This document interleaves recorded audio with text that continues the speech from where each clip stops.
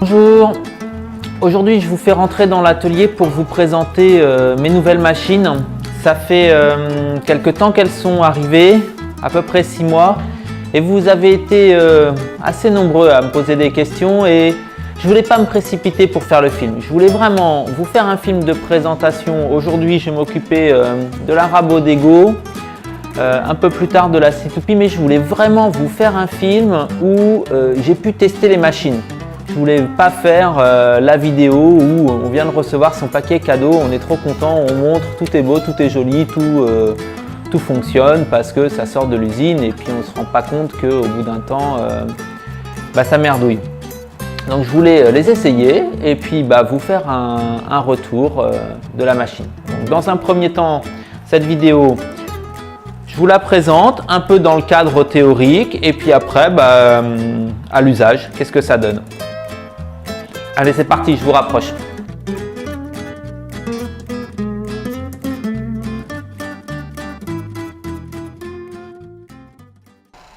Alors, pour commencer, dans les grandes lignes, ce qui me plaisait beaucoup avec cette machine, outre le fait que ça soit une machine qui soit en 410, comme c'est marqué dessus, c'est la longueur des tables. Sur mon ancienne machine, la Roblan, j'avais 70 cm sur la table d'entrée, 70 cm sur la table de sortie. Ici, là j'ai 98 et de l'autre côté, exactement pareil. Ce qui fait que c'est très confortable de raboter des bois jusque 2 mètres de longueur et au-delà, ça se fait également assez facilement. Toujours dans cette configuration-là, ce qui me plaisait beaucoup aussi, c'est que le guide il est tenu ici, au début de la table d'entrée. Il est tenu par un gros rond d'acier de 4 cm, ce qui garantit une bonne rigidité. Ça peut paraître une complication par rapport aux autres machines qui ont souvent le rail ici à ce niveau-là. C'est une complication, mais c'est un énorme avantage parce que la longueur du rail ici, qui doit faire à peu près 50 cm, il faut l'imaginer à ce niveau-là et donc dépassant de 50 cm de ce côté-ci si on voulait l'avoir bien au milieu du guide. Et dans ces conditions, la machine qui ici est à peu près 20 cm du mur se retrouverait au minimum 25 à 30 cm décalée vers l'intérieur de l'atelier et ça serait gênant. Alors ceci, c'est à relativiser puisque les nouvelles normes interdisent de mettre un cache à ce niveau-là souple, en latte de plastique, ce qui fait que normalement je devrais monter ceci. Je dis bien normalement parce que vous pouvez voir que je ne l'ai pas monté. Donc ce système ici qui vient se mettre là et qui viendrait se prendre là-dessus et se visser à ce niveau-là. Là vous vous retrouvez avec les mêmes 50 cm que l'on n'a pas grâce au déplacement du rail de guidage. Donc j'ai choisi à mes risques et périls et ceux qui voudraient avoir cette machine, je ne vous conseille pas de le faire. Moi j'ai fait ce choix mais ça ne regarde que moi. De ne pas avoir de protection ici. Je me fabriquerai une protection à l'avenir, je pense, à partir de morceaux de plastique un peu à l'ancienne. 1,50 m plus loin, à ce niveau-là, ici j'ai un peu de souplesse. Cette souplesse, je me doutais qu'elle y serait. Je ne vois pas comment on peut faire un système mécanique aussi long, à moins de faire quelque chose de totalement démesuré.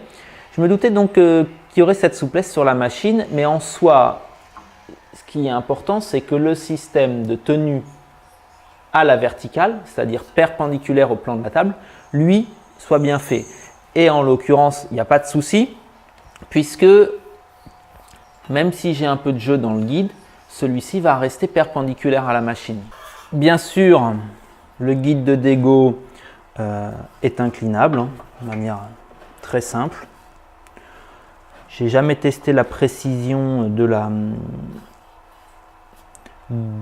la graduation. J'ai réglé comme il faut les butées, ce qui fait que j'ai vraiment un angle droit, comme vous allez voir, qui est nickel quand je dresse les champs. Donc voilà pour la partie guide de Dego. La protection ici, Oh, bah, elle est toute simple et très classique, hein. On tourne, ça monte, ça se déplace ici. Je n'ai pas pris l'option avec ici le protecteur qui se plie en morceaux. Bon, bah, ça, il faut le contourner. Ici, vous dévissez de quelques tours, vous le décalez, vous le basculez. Donc très facilement, si vous avez besoin de passer quelque chose qui est plus large que la table. Donc là, c'est très pratique, rien à dire. Alors, je vais le remettre en place. Et au niveau de la table d'entrée, vous avez une indication sur la hauteur et la prise de copeaux, c'est-à-dire le décalage entre la table d'entrée et la table de sortie.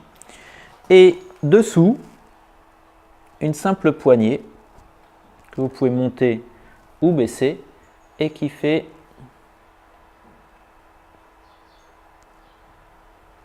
régler la passe. Rien à serrer, rien à reprendre, ça c'est un confort qui est vraiment super. De la même manière sur la table de sortie qui normalement n'a pas à être réglée régulièrement. Donc ici, je déverrouille les deux tables, ça se soulève à une main grâce à ces gros ressorts qui sont ici. Et là, ces deux gros ressorts. Donc, on peut voir le système.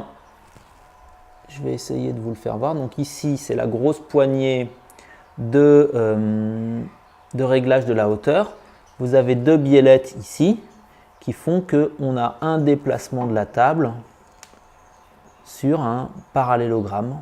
Donc, elle reste bien parallèle à la première table, mais va simplement monter et baisser. Vous avez le même système ici, sauf que celui-ci est verrouillé là et là pour régler la hauteur de la table de sortie. Donc, si jamais vous avez un petit problème de réglage, ça se fait très rapidement de régler la hauteur de la table de sortie. Donc, on repère l'usine, enfin les pièces de fonderie, des tables, c'est propre, il n'y a rien à dire. Une chose qui m'a étonné, vous pouvez voir, je ne vous ai pas montré sur le dessus, mais ici, c'est que étant donné que la machine est, je ne sais pas si c'est lié au fait que la machine soit équipée d'un arbre hélicoïdal, mais le bord, les lèvres des tables supérieures sont vives et ne sont pas striées comme c'était le cas sur Maro Blanc pour limiter l'effet sirène. L'arbre, lui, il n'a rien à voir avec mon ancienne machine. D'une part, son diamètre. Et après, c'est un arbre hélicoïdal. Donc, il y a deux hélices pour des petites plaquettes qui sont pas tout à fait banales, puisqu'elles sont légèrement bombées au niveau du tranchant. Les angles sont arrondis. J'étais vraiment dubitatif par rapport à ce système. J'avais très peur que d'une part il y ait des petits décalages d'une plaquette à l'autre et que ça laisse des traces au moment du rabotage. J'avais peur que ça me coûte très cher aussi puisque ces plaquettes malgré tout ça a un coût. Sauf que au bout de 6 mois je les ai toujours pas tournées et qu'elles ont 4 faces. Donc au final, je pense que ça ne sera de toute façon pas un surcoût par rapport à un jeu de plaquettes classique. Et c'est pour le coup, vous allez voir un confort d'utilisation qui est assez impressionnant. Tant qu'on est ici, quelque chose de très agréable aussi, c'est ces 4 grosses vis là. C'est simplement un accès très simple au ressort et au presseur du rouleau entraîneur qui est denté ici, sous cette protection, et du rouleau entraîneur de sortie qui lui est lisse. Donc quand on a souvent un petit problème de bois qui talonne ou autre à la raboteuse, c'est souvent un problème de réglage des presseurs. Là, la machine est neuve, bien réglée, il n'y a aucun problème, mais ça sera facile à régler s'il faut changer. Ici, vous avez l'interrupteur de la machine. la poignée de verrouillage classique.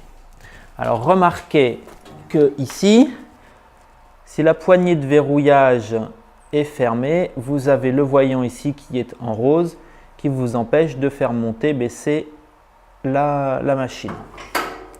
Je déverrouille et vous avez simplement à monter ou à baisser et imaginons, on va l'amener à 100 mm.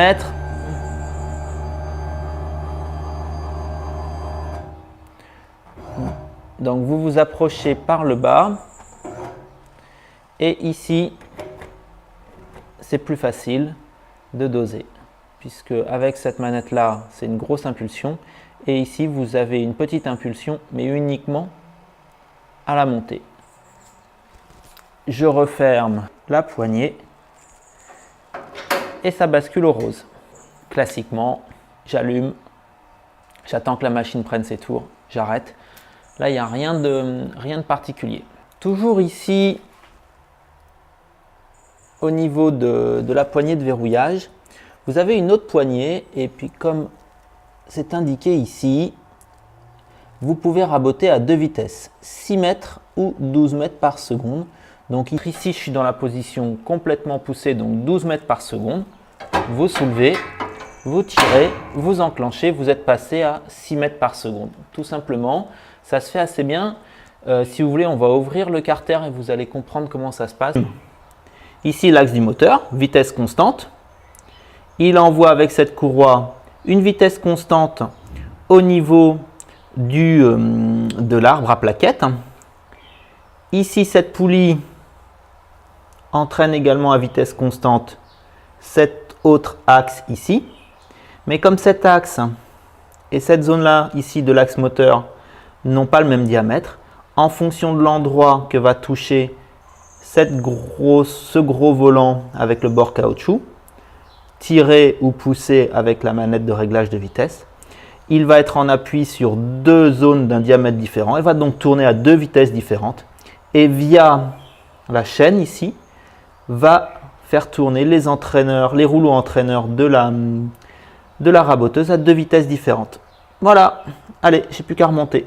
J'ai retiré le capot protecteur ici, je suis au niveau de la table d'entrée de la dégo. Et vous avez le fût, je vais essayer de vous laisser un peu de lumière, on n'y voit pas grand chose.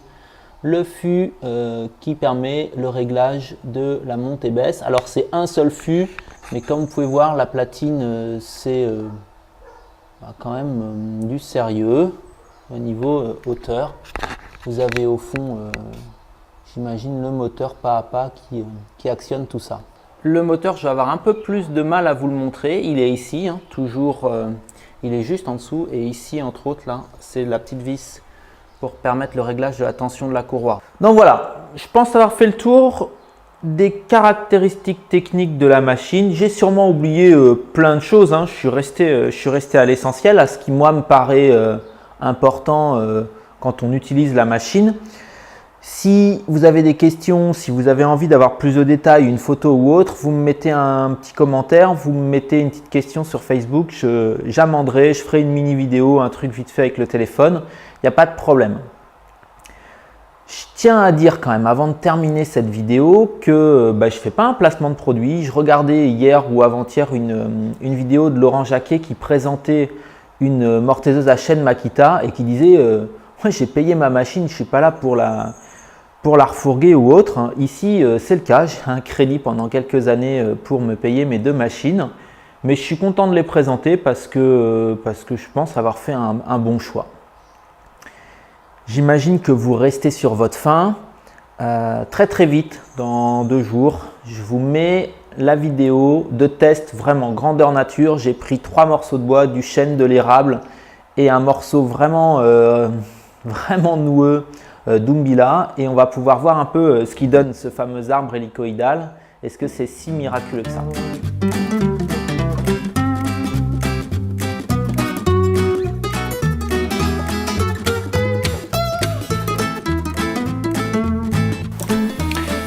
En attendant, si cette vidéo vous a plu, n'hésitez pas à la partager, à mettre un petit j'aime, ça fait toujours plaisir, et un petit commentaire s'il y a des choses qui vous ont dérangé. Allez, bye bye!